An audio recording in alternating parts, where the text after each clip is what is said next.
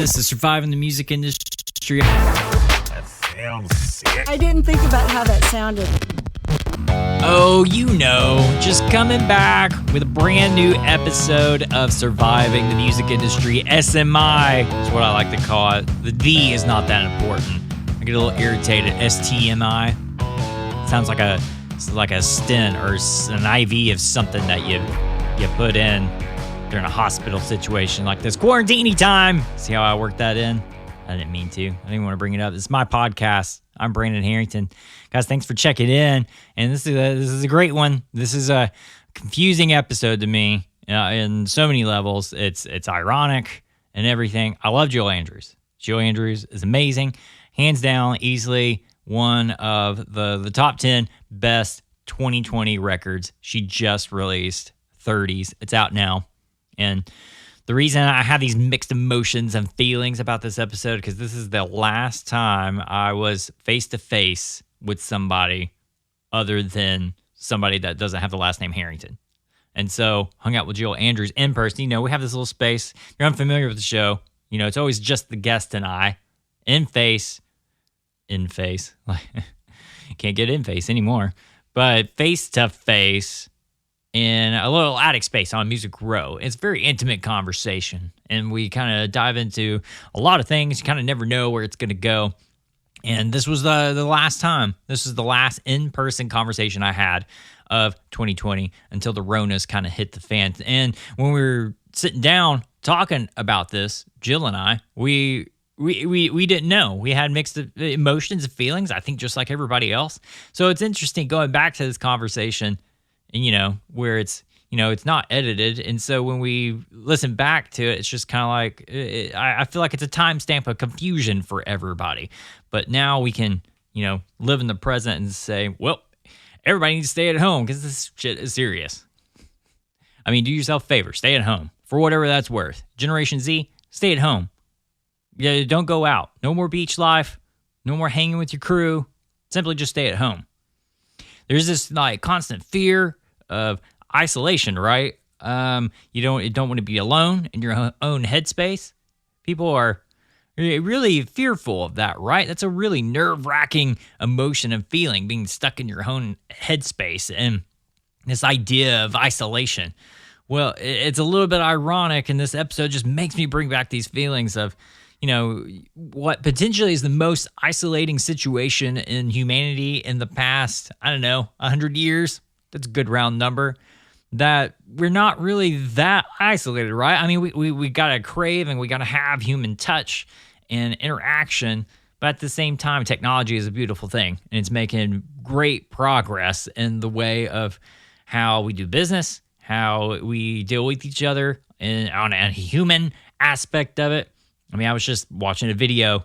A dad was just putting basically a pool party in this huge Miami apartment complex, and they had their music blasting from the pool area. Everybody got out on their balconies, and I'm talking, this is like, 60-story building, and people were out there on the balconies enjoying this human experience that everybody's forced in isolation, but it doesn't have to be so lonely because we're all kind of going through the same stuff all together.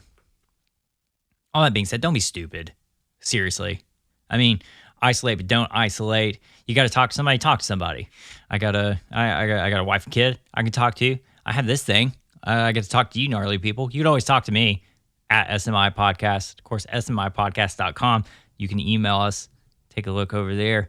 But all that being said, hang out there. I was just on, I don't know if you guys remember past guest Tim Buell. He's also a personality, kind of the music educator, drum thing.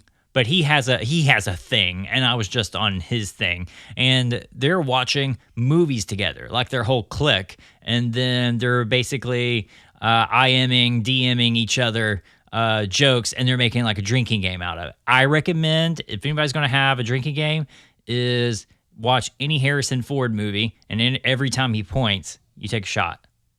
Hands down, Empire Strikes Back, Star Wars, you're toast within 5 minutes. I'm just saying, but that's also his method of acting. He's a pointer. He's a pointy. He likes pointing at things to get his point across. I don't know. Fugitive. Ooh, don't even do that one. But I hope everybody's doing well for what that's worth. Out there in America, the world, hope we're still loving each other. Hope we're still listening to music. That's something that's beautiful about this time. We can still enjoy a little bit of modern entertainment. You know, we can still enjoy streaming and movies and connectivity again over the interwebs. And of course, music. Music is always there. It's always been there for me. I'm sure some of you musos, some of you Gen Pop really can appreciate that too. You can dive into a record. I think there's any record. I think I said this earlier. 30s is one of those top 10 records of 2020. I mean, it is beautiful between Joel Andrews, Daniel Tashian, Ian Fitchuk, and a bunch of other people that just kind of worked on this record.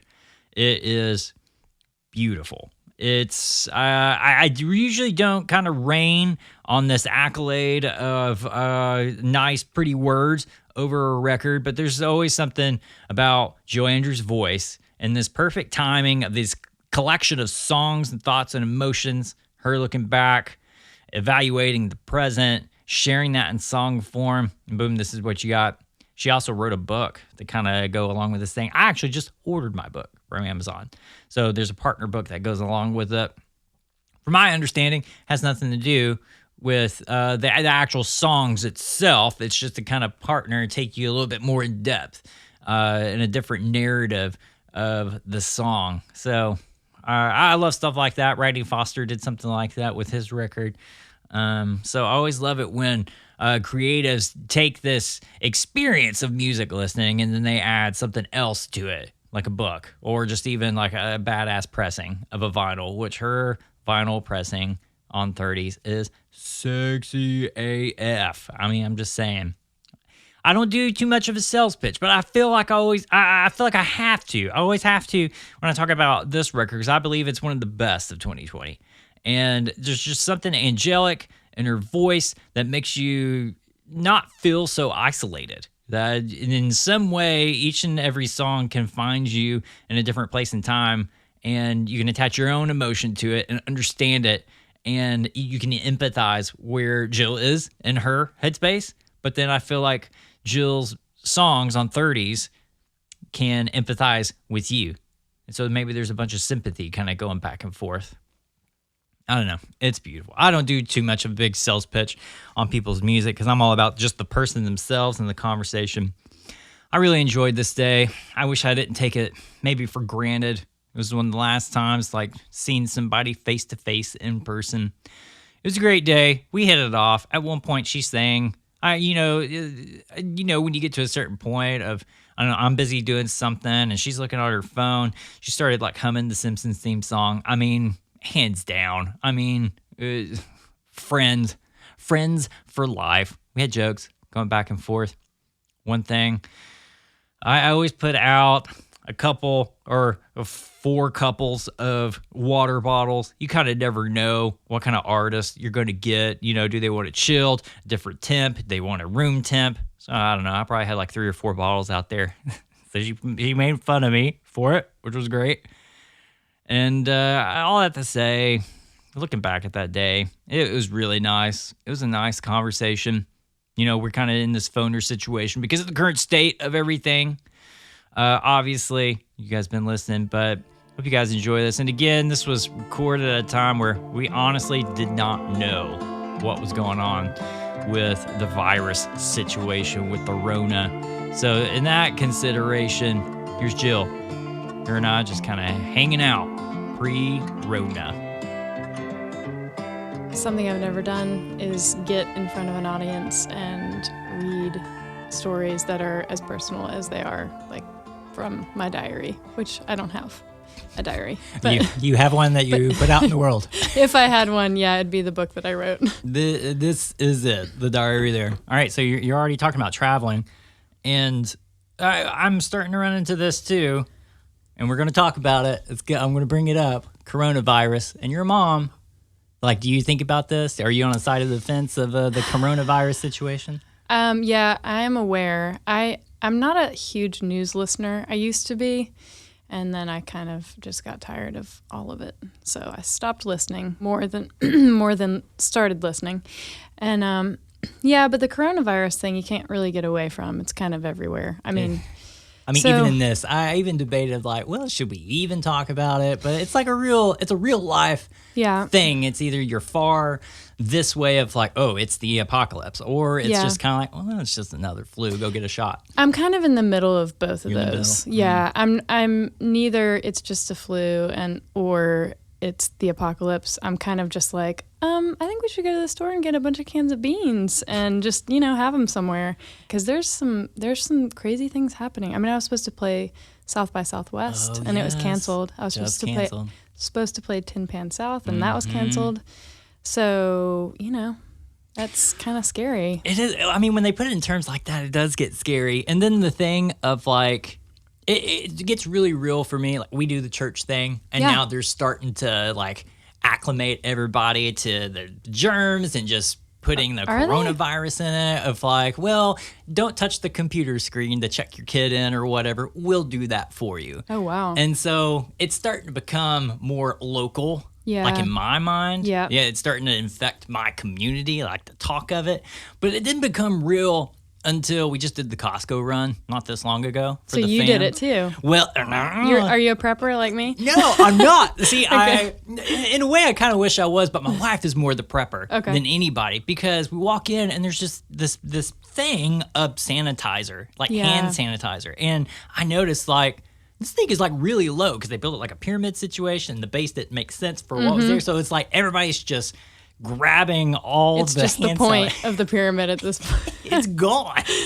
Wow. Like most of it is gone. And then I said, I talking to the missus, like, should we do this? Is this a thing? And she's just like, oh, I got enough hand sanitizer. I've already been stocking for years. Wow. And my thing is like, well, where is the hand sanitizer? She's got it in the underground bunker. She's got it locked down. Come to find out, like the Nazis couldn't even find this thing. Like it's just hand sanitizer, and here they are with Anne Frank, and it's just all this hand sanitizer everywhere in this closet that I knew nothing about. Wow. So we're totally prepped, and we will be bathing in hand sanitizer. And you'll be also drinking hand sanitizer. Do you have like a stock of food as well? No, that's the thing. Like we just have hand sanitizer. Okay. Like that's not going to sustain anything. No, it won't. You have an alcohol addiction? I mean, maybe, but outside of that. Yeah. Yeah. My plan is, as far as I've gotten, is just going to get a lot of beans and rice. I mean, you can live off that for so long. That was our poor food choice, and we still eat beans and rice. We eat it twice a week, probably. Beans and rice. That was the jam. Yeah. Where are you from? I am from Illinois. Well, I was born in Illinois and lived there until I was like 6 or 7. Oh, okay. Yeah. My dad was in administration at Illinois State. And so that's why we were there. And then he got a job at East Tennessee State. Oh, wait. What does he do then? What's he teach? Well, he is retired now, but he was basically like chairman of technology and then dean of something or other. And I don't know, I might have gotten the dean part wrong. But vice president, and then he became a president of Morehead State in Kentucky. All right. So scholastic-driven family. Very, yeah. Oh, and wow. my mom was an elementary school teacher. Oh, stop it! Yeah. I have this thing about teachers because the missus is a teacher too. Oh, no way. They freak me out. What? Like my whole family, my whole in-laws are educators. Yeah. And it's kind of like it's a no bullshit situation. Like there's no like tapping around trying to joke like this sanguine. I don't know what it is on the Enneagram test, but it's like that thing. My personality just does not mix well with educators. Why do you think that is? I don't know. I think it's still like the no BS thing, or like they want to get to the point. And I don't know. I just kind of rather just sit down, get to know you. Let's have a long conversation. Yeah. But I don't know. Just somewhere, me and teachers just don't get along. Okay. It's not me. It's even them. though you're married to one. Yeah. Yeah. Okay. Yeah. I'm still working on my first marriage. Good. Yeah. This is our life in constant struggle. So educators though, mom is a teacher. Yep, mom's a teacher. They're both retired now, but yeah, I learned a lot. I mean, a lot of tears through multiplication tables and spelling. I just remember lying on the floor and bawling. See, that's another thing about Trying to educators. spell. You might know this too. Like, I feel like if you're the kid of educators, it's either like you're going to bomb and suck at school, or you could care less, Yeah. or like it's the opposite. Mm-hmm. Like you're going to be like one of the best of the best because they're going to sit down and work with you and become torture. Yeah, absolutely. And I'm doing the same thing to my son right now. He goes to school until 3:45 every day, and then when he gets home, I'm like, all right, let's do this. And You just crack open the book. Yeah. No Legos for you. yeah, I mean, This is it. he has time to play. But there's some things that you got to know. You got to know those multiplication tables. Can you really say that now? I don't know. I use my see. phone calculator all the time. I know. I'll be like, Nico, what's 12 times 12? Hold on, let me look. Let me look it up. I really never did learn my 12s. I don't we know never how. either. I skipped by my 12s. We I learned never- everything else. Well, we never went above 10. I Okay. mean, call it Ashdown, Arkansas for whatever it's worth. Yeah. But I mean, I don't know. We never went above 10. It's just kind of like they said, you'll never use it. They're like, the 11s are obvious and the 12s, you don't even need them. Who cares at that point? Yeah. Oh, that's funny. Okay, so you have 2 kids now, and that's later on in the story for sure. But I remember when we first met, somebody asked your kid's name. I thought, oh my gosh, I've never heard such creative, unique names. What's their names? My son is Nico. He's almost 11. Okay. And my daughter's name is Falcon, and she's almost 4. That's amazing. Yeah. That's who but we kind of have a kid name situation like this too, Okay. where people ask or Yeah. they inquire or they kind of go, "Eh?" Yeah. So, It's, okay. It's all of those. I Yeah. know, right? What's your child's Our name? weird thing is Jay. His middle name is just Jay, and it's just the letter J. That's cool. There's no punctuation. It's a family name. The great grandfather on the in-law side, when he signed up for the Army, they needed a middle name. Yeah. And he didn't have one, so he couldn't write, so he just wrote the letter J. Okay. And so that's our weird thing. So he's going to grow up his whole life. So what's your middle name? J. So J-A-Y? No, just the letter J. No, there's got to be something else. So Yeah. it's going to be these things. Yeah, But exactly. it's going to be the same thing for Nico and Falcon. But there's a reason why we choose these names. Yeah, Nico actually named Falcon, and it's not like I would have just let him name her anything, but that was the first thing that he said. I was like, Nico, what do you think? And he's like, I don't know, how about Falcon? And I was like, okay. That's the most like bad name as like any kid could like come up with. Yeah, I was It's like, perfect. is it going to be Dolores? Is it going to be Daphne? Yeah. Okay, it'll be Falcon. Amazing. Okay, Yeah. so mom and dad are educators. Music situation for you. I feel like you're a lifer muso. I feel like music's always been part of your thing. Has it? Yeah, it has. Let's see. When I went to school for psychology, and I was really interested in the psychology of crime. That's my side interest. But that's the cool stuff, you Yeah. know, like when you get to the serial killers and stuff. Yeah, It's insane. It's just why people commit crimes is one of the most interesting things to me. So anyways, I was, after I graduated, I worked in mental health for a while, like 2 years, I guess. I worked with kids and just drove around all over Greene County, Tennessee, and That's in East Tennessee. could have gotten somewhere. in some weird situations. Luckily, I didn't. Is that in East Tennessee? Yeah, it's in East Tennessee. That's a rough area too. Well, it's very rural. Mm-hmm. Definitely saw a lot of dogs tied to trees and, things like that. Yeah. So like in your undergrad, you were like doing this stuff. That was right after I graduated. Oh, okay. Yeah, right after I graduated. And then I started playing music in a band called the Everybodyfields.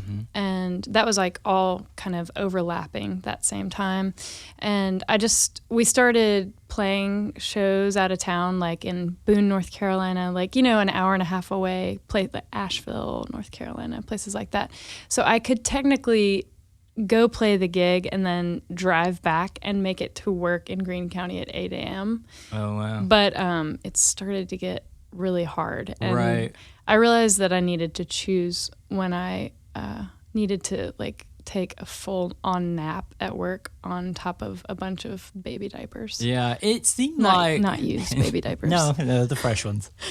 Just the fresh ones. The unused one. Partially used, maybe, but the fresh one. But Everybodyfields, Nothing is an overnight success, but in my imagination, looking back, it felt like a thing that rapidly blew up pretty quick. Was it or was it not to you? Well, let's see. It's hard to really know. Not really in my mind, because we toured for so long. We released our first album in 2004. And I mean, we were just, here's what it looked like, honestly. We were riding around for a while in my Honda Civic. Mm-hmm. Then we were riding around in a Buick Rendezvous. We were sleeping on people's couches. Yeah. If we were lucky, sometimes their floors. I don't know. I've slept in bathtubs and all kinds of walk-in closets. I never thought I'd be so comfortable in a bathtub until like you really like bed it up. Like you put some stuff in there. It's like, oh, this is actually really comfortable. This fits me perfectly. This is made for my body. I get why squatters do this. I mean, it just makes sense. Yeah. So yeah, I mean, and then eventually we started, making more money and people started coming to our shows more and we got a van. I mean, we still slept in it, but yeah, right. Actually, when we finally knew we'd kind of gotten somewhere when we could get a hotel every night. And it was always a Motel 6. Oh, yeah. And every time we walked into the room, they always looked the same. And it was like being at home. Yeah, a Motel 6, being at home. Yeah. That's the best. Yeah. Only few will understand that out of everybody in the whole gym pop. The comforters were always the same color scheme. Yeah. It was the best. When you walk in, the stuff of like local lure is there always. Oh, yeah. I mean, it all looks the same. Yeah. I feel like even the same guy owns it. Or even the same family owns Mr. Motel 6s. Yeah. Yeah, it's just the same person. Mr. Motel the 6th. Yeah. Okay, yeah. So you're hoofing it. You're doing the psychology thing. You got a day job. You're a regular person. But I have to say that you tell me if it's unique now, but in my imagination, like the scholastic psychology-esque person tapping into this creative feeling thing that is so abstract a lot of times, it doesn't almost make sense, right? Or does it? Yeah. I mean, I'd always loved to write. When I was a kid, I used to write a lot of short stories. So that was kind of my thing. And I didn't start writing songs until I was 19 because I didn't have a vehicle. I started playing guitar when I was 19 and I just immediately started writing songs. Okay. Do you ever look back at it and just think, oh, that was too late or whatever, No. just like right on time? I mean, I guess it was right on time. It's worked for me so far. It does. I Yeah. mean, you always, life is 2020. You look back and think, oh, I wish I did this. But, for some people's stories, it's really, 43 and they write songs. Yeah, I guess I still had enough free time, I mean, I had tinkered around on the guitar a tiny bit before then, but I guess I still had enough free time to really learn the instrument. I feel like at this point, learning an instrument would be really hard because I have 2 kids, Oh, it's impossible. But I don't know. Maybe it's not impossible. Not impossible, but definitely harder. Yeah. All right. So you're in the Appalachians somewhere, just hanging out and you're doing your thing. Where does Sam Quinn come into play for the Everybody's? Because I feel like the place is rich with music. Yeah. But it just seems so abnormal when the right pieces of the puzzle really kind of find themselves. I'm always curious of that. So Sam and I met, we were both 19. His birthday is like a month and 2 days before mine. And we were both camp counselors at a camp in the Smokies. And that's where we met. And he had long braids in his hair when I met him. And he was wearing very baggy overalls, and he was just really quiet and He looked really like from funny. the mountains. I mean, this is sure. what I'm getting. Yeah. Okay. So we were camp counselors for a summer together and just became good friends and started singing together pretty immediately. Somehow, just the music. There's so much music music at camp, that's true. It's just it's a great place to hear people sing, and Yeah.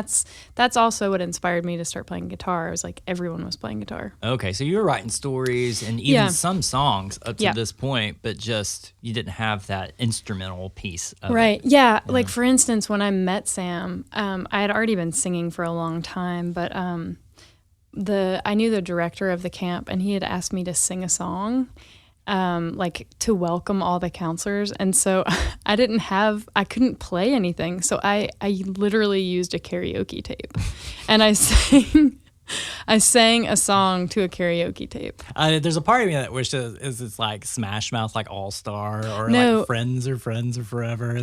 No, it was actually in the arms of an angel, without all the sad puppy faces. Oh, okay. It was pre sad Welcome puppy to faces. camp.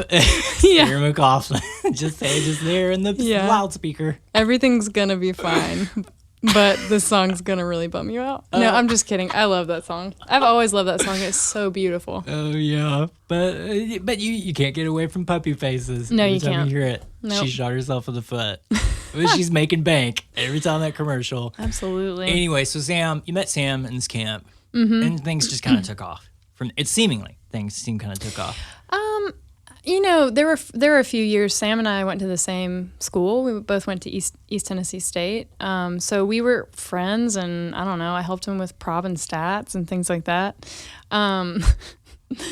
So yeah, we kind of hung out for a few years, and then we didn't start the band until after school. So probably 3 years later. Okay. Were you Yeah. guys like honing in like chops, writing stuff together? No, that not kind of really. thing? No, That was we all weren't. separate. No, we were just friends. That and- just seems so foreign to me. But Yeah. just the idea of you got what's something that's going to end up this thing, Mm-hmm. but you guys didn't do anything up until that point. Yeah, guess. I mean, he was in another band, and I sang with that band sometimes.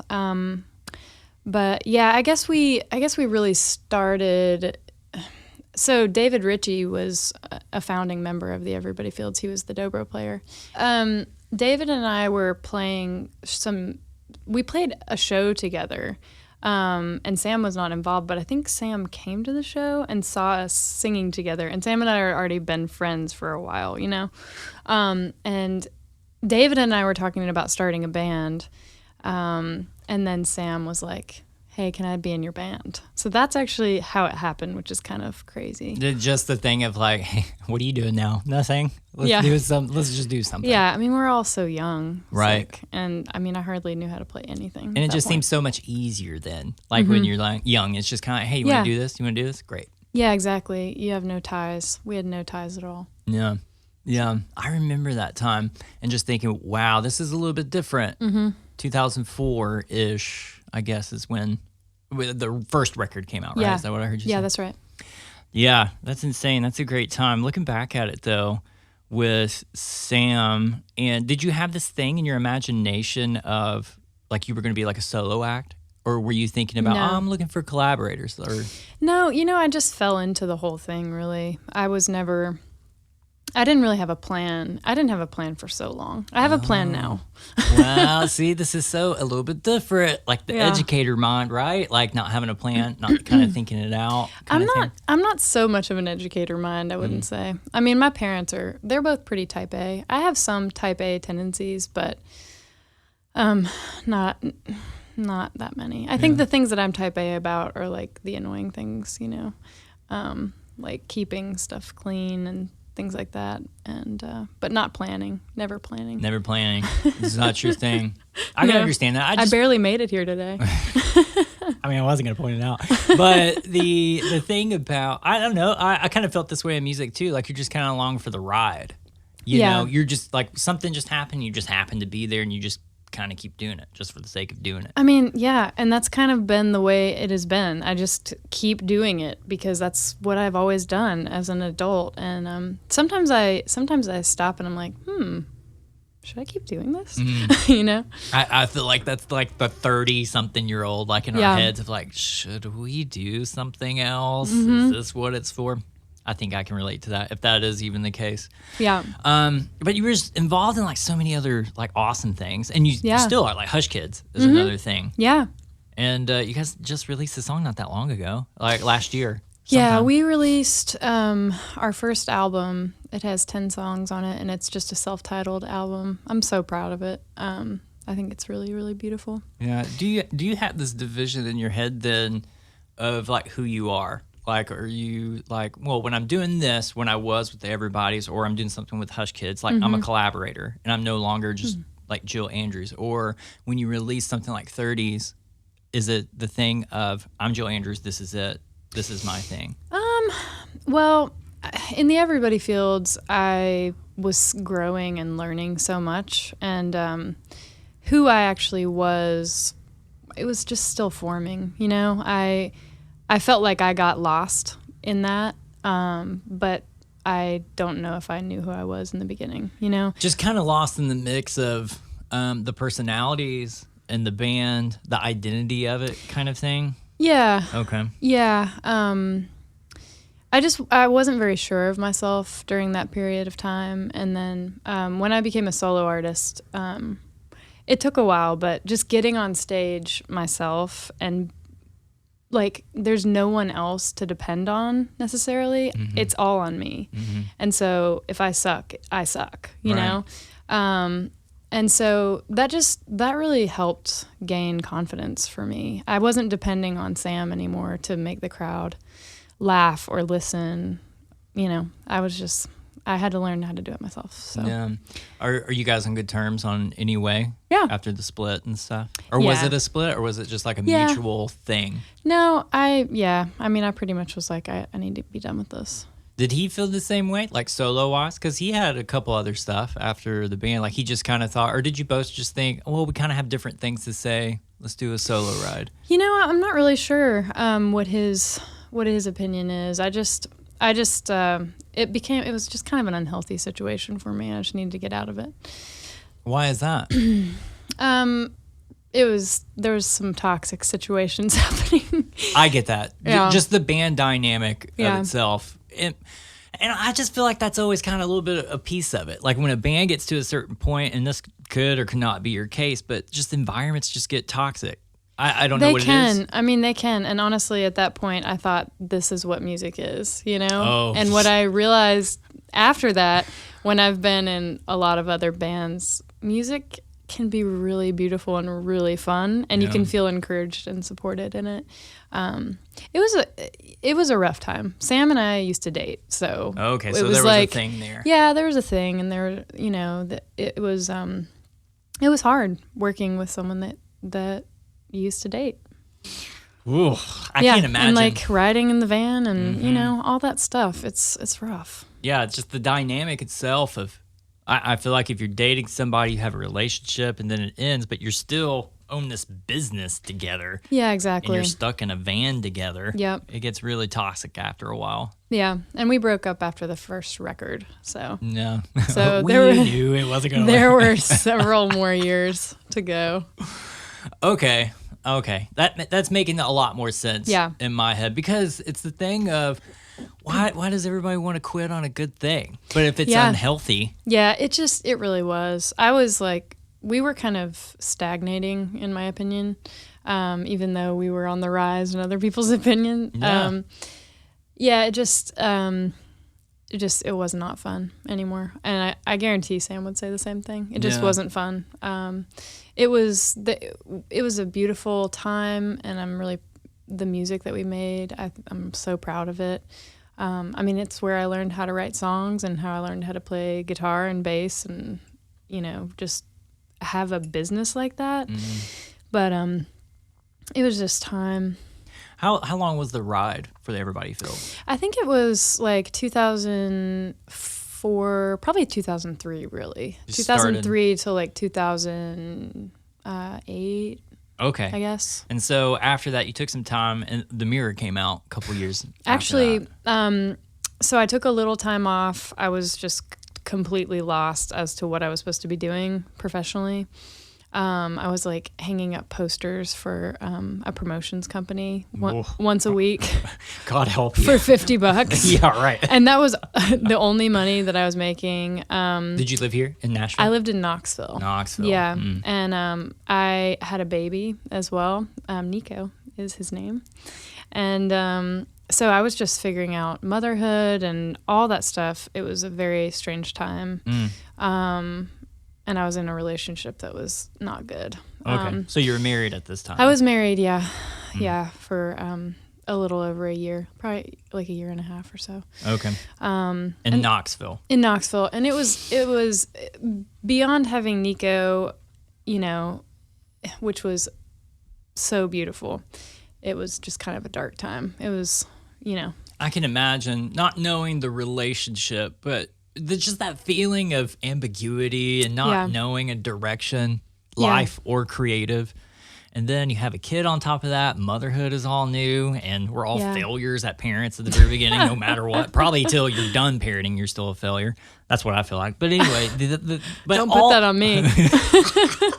Super mom. I'm gonna wake up in the middle of the night tonight thinking, what a failure I am.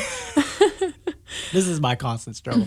But just all those emotions, right? I feel like in living in Knoxville and kind of wandering this wasteland of figuring out life. I don't know. I guess in your 20s, I guess, at this point. It's tough. But yeah, so I, like right after I had Nico, I recorded my first solo effort, which was an EP. It's like a 6-song EP. And yeah, that was so fun. I recorded that in my friend Scott Miner's house in Knoxville and with my band, and it was all pretty live. And Nico was, I think, like 2 weeks old or something. It was pretty cool. Super momming it and just doing it. That had to make you feel good. It made me feel amazing. I mean, the day that I went into labor with Nico, I was supposed to go record that day. That was the first day. Yeah, right. And I called the midwife and I was like, can I still go? And she was like, are you crazy? No. Because like my water had already broken at that point. Push pause on this. Sure. There's something else going on today.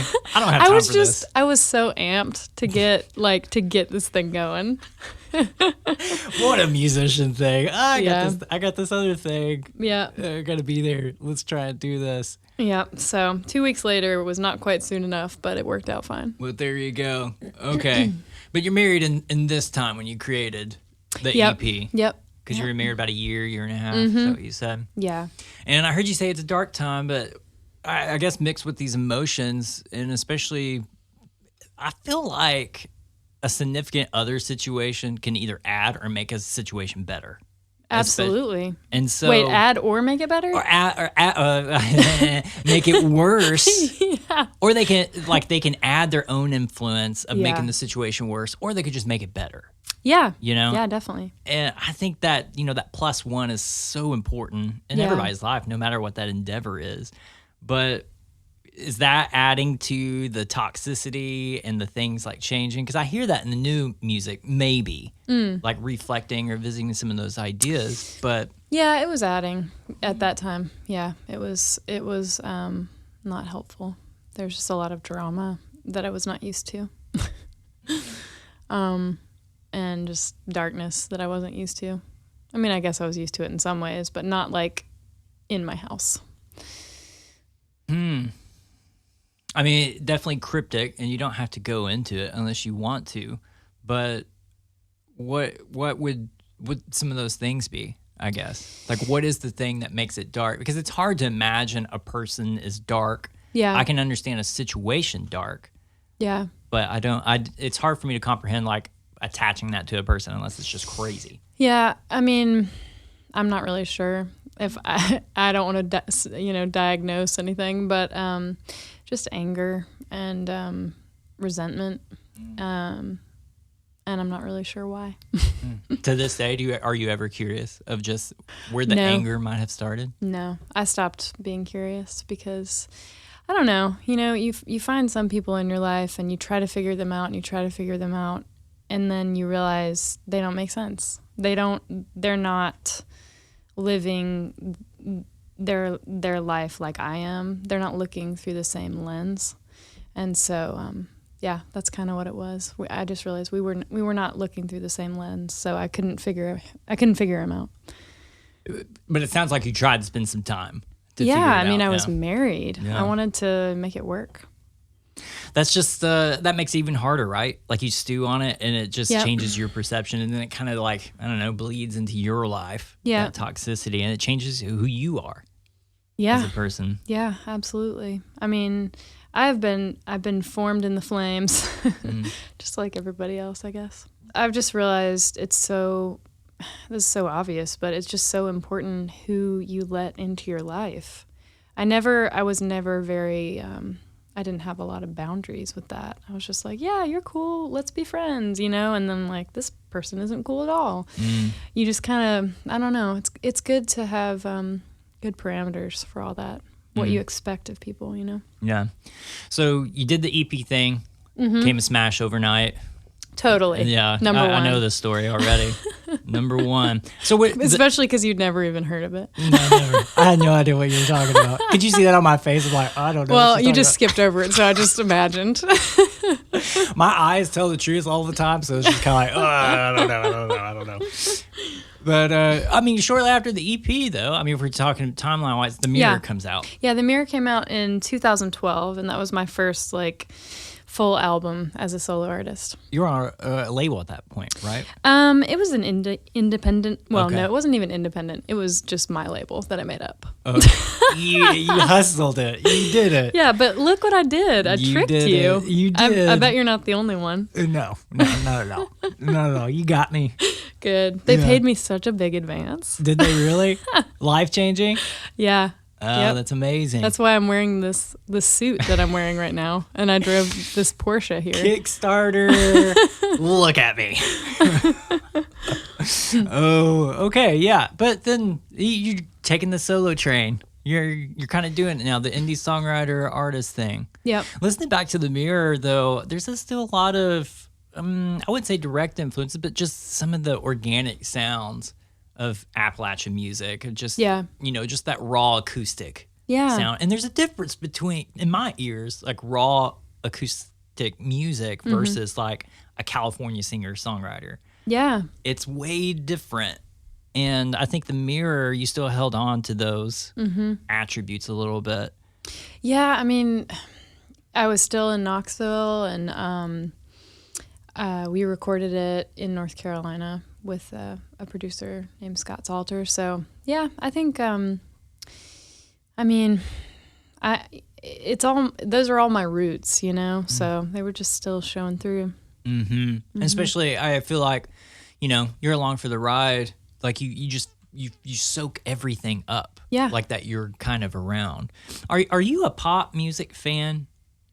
Like in general, a little bit? Where's that place in your life? Yeah, I am. I listen to a lot of different stuff. I don't know. The genre thing is tricky because I just kind of listen to, I listen to a lot of stuff. And, It all bleeds and they over.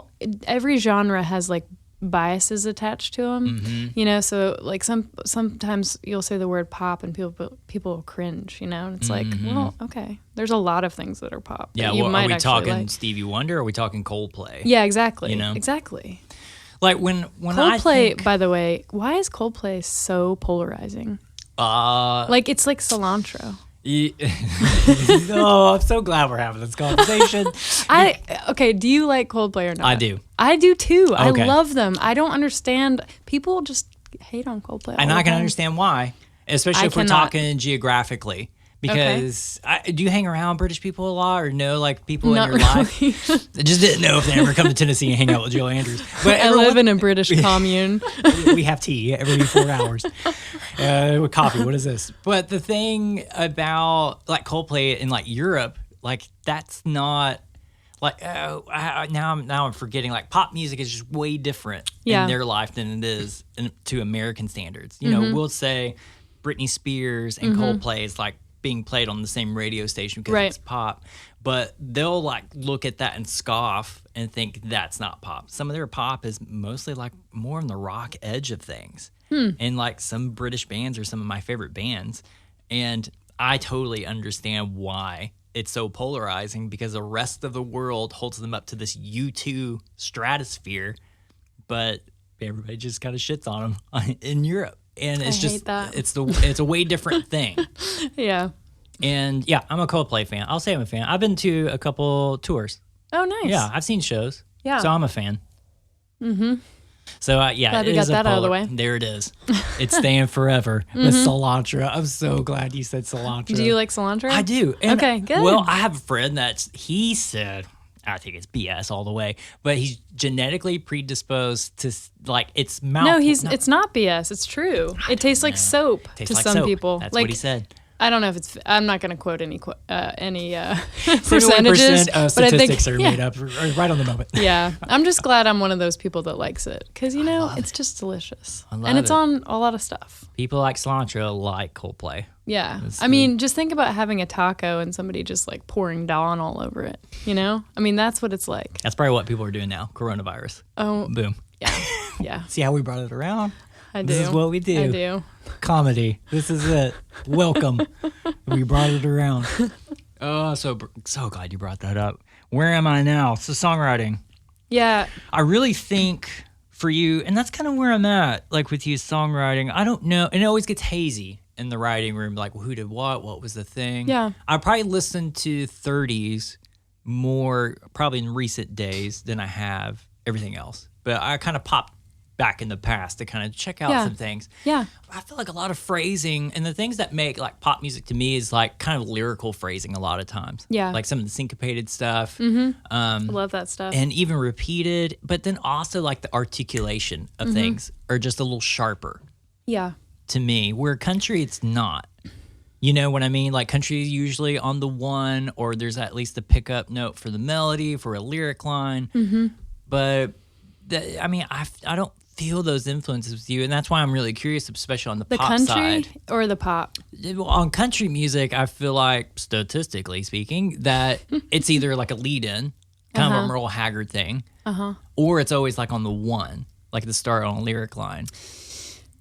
But for you, like some of your melodic changes, I think there's pop stuff in there.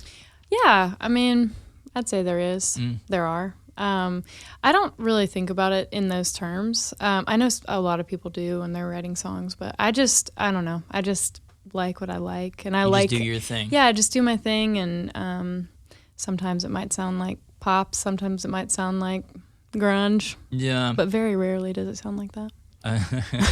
You're right with Natalie Hemby. I mean, I feel like every once in a while we go write a grunge We gotta song. go grunge. You're gonna do an Alanis Morissette thing. At some That would be point. amazing. She loves it. I feel like if you sit down, like let's do a Morissette thing. Jagged Little Pill, such a good one. That record, I probably go back record. to that record maybe once a year. Every once in a while. But so it sounds like there's tons of influences. And I feel that. Yeah. And musically, past and present. There's lots of things there. Yeah, I mean there definitely are. I'm just like a sponge, just like anybody else, you know. Yeah. Just walking around, Yeah. absorbing. When I guess part of that sponginess too, like do you ever pay attention to like production stuff, or do you like think ahead? Like do you think of like the acoustics? Do you think about the pads, the actual finished product? Or are you just kind of always present just for the song? Sometimes I kind of hone in on that stuff when I'm listening to other songs, but most of the time I just listen as a listener, and I'm pretty thankful for that because I know there's a lot of people that really pick apart everything. Is that needed normally sometimes? I mean, it's helpful to learn. I mean, don't do that, do that, you know. But for me, it's like I can just kind of listen. That's more where my brain's at. I just want to feel something, you know. I want to feel some emotion from every song. That's what I like about your music the most, is that you don't tell me the feeling, but you let the emotion tell me the feeling. Like you never say anything audibly. It's just like, oh, boom, I'm already there. Or maybe it's up until the bridge of like, I don't know, anything, and say, boom, oh, this is where I'm at in the story, and I feel this way. Yeah. I just appreciate songwriting that it doesn't tell me how to feel. Yeah. Like I know what that feeling is, or at least it means something to me. Yeah, that's cool. Yeah. So it like creates a scene for you. Yeah, That's what I like too. And I know you had like tons of like music licenses, like on like film and TV. But do you ever think in film and TV? Because I feel like a lot of your music is so like scenic and like something like like a picture of a movie or something. I try not to think like that because I feel like when I think like that, I don't write good songs. When I'm thinking like of a Grey's Anatomy scene or whatever, okay, they're in the hospital bed and this is going to sound like, it's just, I'm not writing anything good at that point. I just want to, the best songs are just songs that you write about something that actually about, You're just an open book. Is that kind of what I'm feeling? Like when you go into a writing session, like Tashian or something, you walk in with Daniel or something and it's just like, well, what are we going to do today? I don't know. Let's see where the spirit takes us. Yeah, I'm kind of like that. I mean, sometimes I have an agenda, I guess, but most of the time I do go in like that. I mean, a lot of songs just come from talking to whoever I'm writing with, like with Daniel and Ian Fitchuk and Peter Groenwald, just sitting with those guys and just, they're like, hey, how's it going? And I'm just like, blah. Yeah. I just tell them everything and, they tell me. And it's the weirdest thing about like meeting up for a co-write that you just kind of spew your guts out. Like, yeah. Where you might have trouble, or I even have trouble about talking about personal things on this thing. Yeah. But it feels this like thing's different. It is a little bit different. We're not normally recording. But that's just it. Like you're talking about the most inner point, darkest moment of your life to let's be realistic, acquaintances sometimes. Sometimes acquaintances. I mean, a lot of these people are my friends at this point, We've just written together. And I can become really fast friends with people, especially when you're being that vulnerable. Like writing a song is so vulnerable because you're just, this is my idea. I hope you like it, And if you can do that, you can also be like, well, I had a really shitty day and my kid threw up all over me and, whatever it is. Yeah. Yeah, that happens a lot. Yeah. Especially in my life. He's 7. He still lives up on it. Well, my thing is like the personal and the obscure. Like, I feel like, you're telling these personal details of your life. After even talking to you, hearing some moments in your life and applying it to the 30s. Well, does it apply? Well, that seems a little obscure. I feel like there's a line in songwriting of where it's still personal, and then maybe we should change it for the obscure, and maybe that's where the co-write kind of comes in. And that obscure makes, to me at least, makes the moment for the listener apply it in their own life. And so, like you're saying, if it's too personal, then it's like it might not apply. Maybe, I don't know. I feel like for instance, like Sorry Now. Let's stick with that. Yeah. After hearing the little situation about the husband going through life and everything, I don't know if it applies. But just hearing, well, there's a situation and now, you're on a balloon and I'm trying to hold on, but I'm going to let you go. Mm-hmm. Like, I feel like there is, the personal in that, but then there's like some lines somewhere that, again, makes it obscure and where it doesn't make it about X person. Yeah, that's true. I mean, there are some very intimate details in that song in particular, and then there's also some details that could be more general, like, what is this? Talking about how there's just been living with skeletons, Yes, that line, yeah. I can't remember the next line, but... Well, the line about the skeletons, that's what makes it... me think, not knowing past history situation of like, okay, this is about this situation in point in time, and this is really personal. So sounds really personal. Yeah, it was. And you want it to sound personal because it's in the final product, but why not go obscure? Or vague with details, I guess, in a song. I think songwriting has always been a way for me to emote, for me to get my feelings out there. I mean, I get my feelings out in other ways too, just talking to people, telling people what's wrong or what's going on, but that's, I don't know, that's just has always inspired songs for me.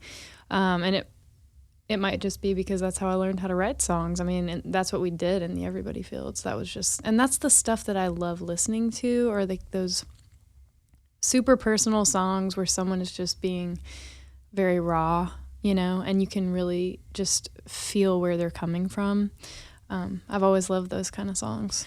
Was there ever a moment in your life, like in songwriting, of like, well, maybe I should do what everybody else is kind of doing? Because I feel like your trademark is those personal moments that still makes me think, oh, this is from Jill's life. I don't know if it is or isn't, but I can feel that. Yeah. For whatever that's worth. But then, I walk into a co-write and we're just kind of writing to not really a real thing that happened. I mean, I've done my fair share of that, and some of those things have turned into something cool, but most of the time those things, like I was saying, it's hard to write about something that you don't have a personal connection to and then expect anyone else to have a personal connection to it, because it's just so general. And everyone, for like film and TV, getting songs in movies and things, people are always like, be so general. But when you just kind of like bleach it out, Right. So I don't know. It's tricky. Sometimes when you go into a writing session and you don't have a plan, that can happen, easily. And sometimes good things come of it. But normally, like, you feel something when it's coming from something Yeah, and I feel like there's a trepidation. Maybe at some point, maybe you get over it, or maybe you still have this feeling of putting that out in the world. Like when you release 30s, like, is it the thing of, I'm a little scared to put this out? It's funny. I'm not scared at all to put the album out because I've written really personal songs before. And this is an album that is just full. It's just full of personal songs. Mm-hmm. Songs about my kids, songs about my relationship that I was in. I don't know, stuff about me growing and all kinds of stuff. And so I'm not scared at all to release that because there's music, there's a music bed to hide how vulnerable I'm being. You know what I mean? Mm-hmm. But I have this book. It's a companion book that I wrote it goes with the album. There's 13 songs on the album, and there's 13 short stories in the book. And so each short story is basically like a deep dive of what the song is about. And it's extremely personal. And there's not a music bed to hide how raw it is. Right. And it's very raw. Right. So that's scary to me. Yeah, that's actually really I scary. didn't realize the audio portion of reading the books until early this morning. I just went on iTunes and see what singles were already released, and like those are already out there. And the book, it's attached to the record. So if you buy the record, you get the book as well.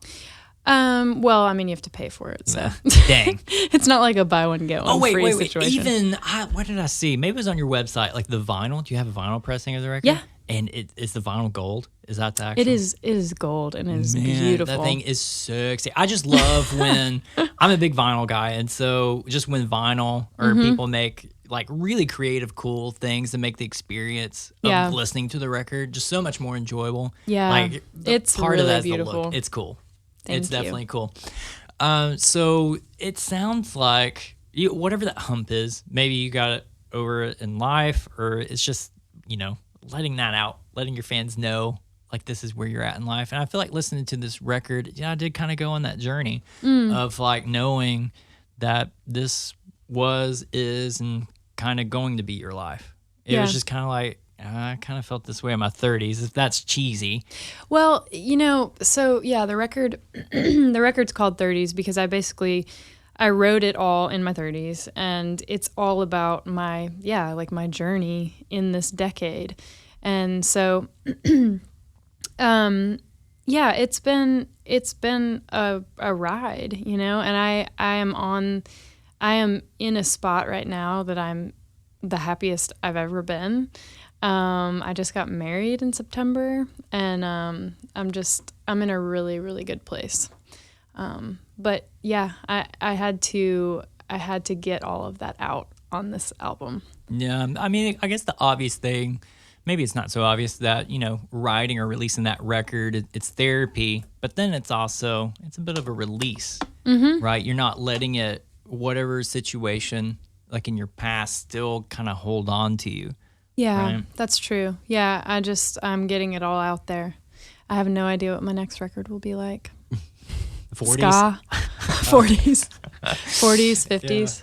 Yeah, it would be 40s, and I don't want to go there. Never mind. It's kind of like asking, I'm from the deep south. You don't ask a woman their age, and I feel like it was just going to get awkward if we just started throwing 40s things. I mean, I think that's something else too. Like, I get so, I don't know, people are so concerned about their age, and I'm just like 30s, whatever. I'm almost 40. I'll be 40 in 2 months. I think that's our generation. Too, yeah, at the but same it's time. like I don't feel any different. I feel great. I feel better than I've ever felt. Yeah.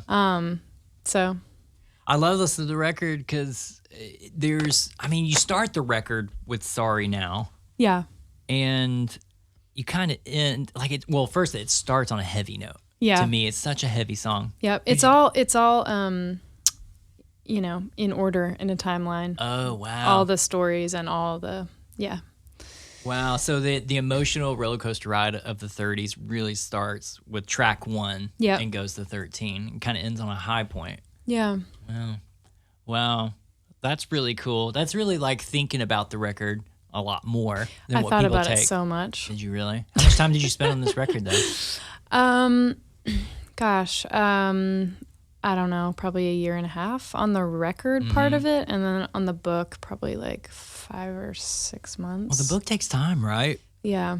Because Yep. it's a whole different kind of writing. Yeah, it does. It was so fun though. I mean, I had never really done anything like that, so it was really fun. Just Well, tell me about the book because I haven't read it yet. yeah. It's the thing of it's still short stories attached to the song, but it's not necessarily about the story of the song, right? Right. It's not like I wrote this song because it's just I basically, sometimes inspired by the song itself and what's happening in the song. I just took a scene out of my life and wrote about it.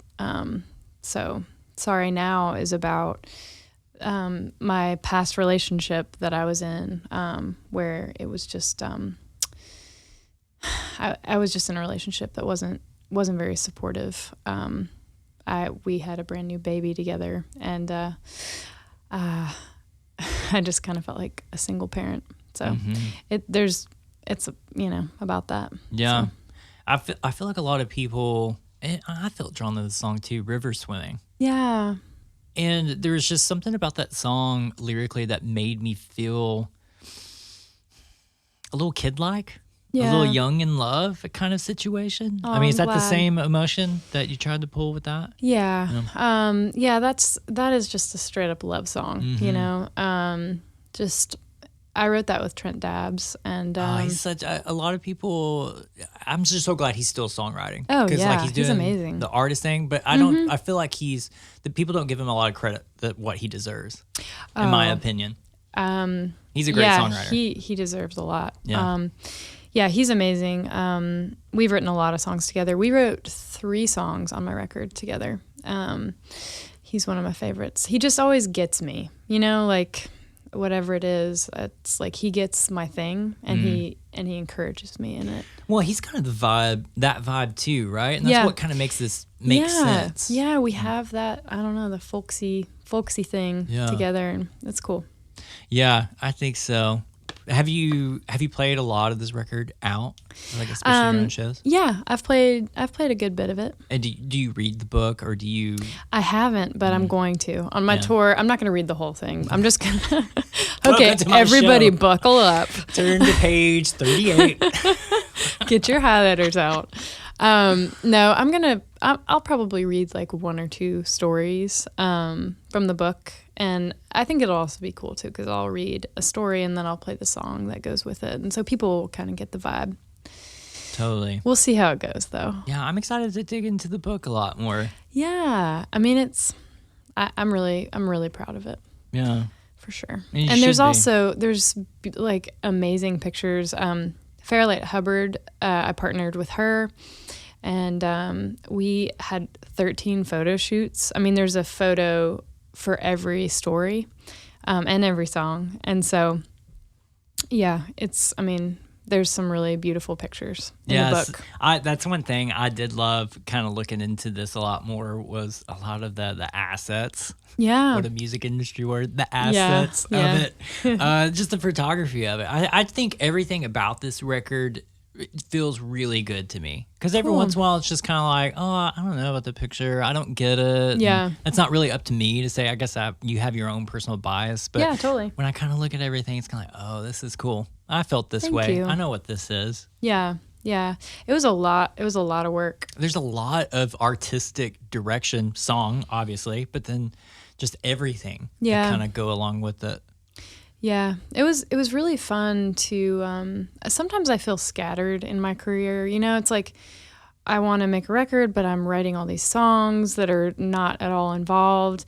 But this time I just kind of dug in to this project. I don't know, I kind of stopped co-writing and I just focused on making the album, writing the book, taking all the pictures, just gathering it all up and just, I don't know, it was awesome to really hyper focus on it. That's so foreign to me a little bit of the thing. Yeah, it was to me. Well, just the thing of creative energies, because it's all different.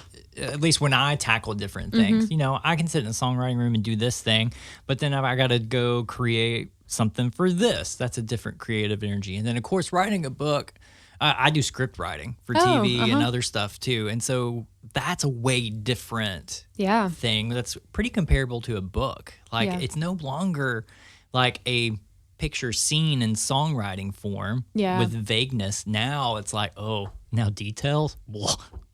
Yeah. I got to put that in there. Yeah. So, yeah, that's a lot of time and energy. And so putting together the whole thing about 1.5 years.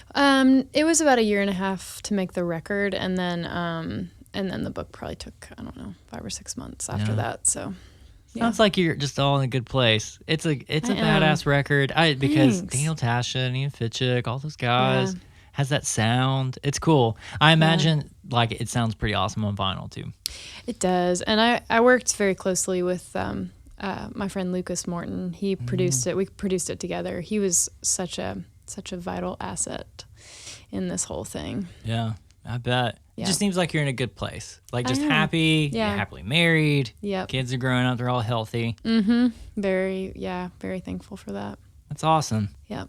Well, are you happy here? Is this it? Yeah. Are you done? I think I'm done. Are we done? I'm done. Okay. Do you want to keep going with something? Should I drink any of these 18 waters that you provided for me?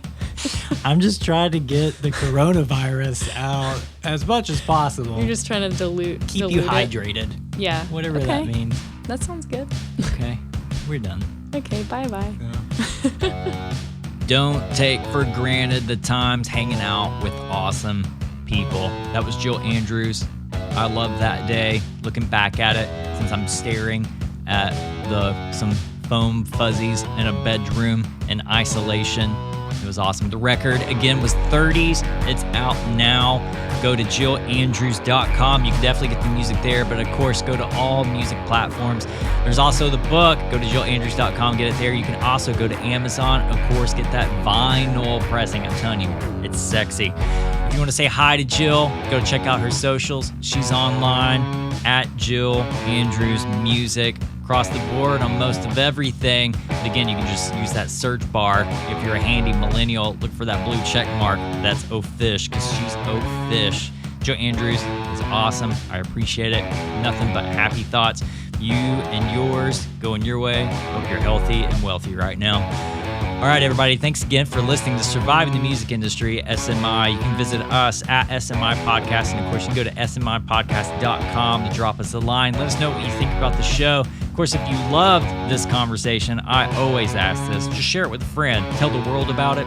That's all I really care. I feel like people need this right now, just so that they're not alone in their own headspace. That's what I'm about. Guys, I love you. Stay healthy. Stay wealthy. Hope everybody's safe out there. Love one another. Be human. Be kind. Until next time, happy surviving.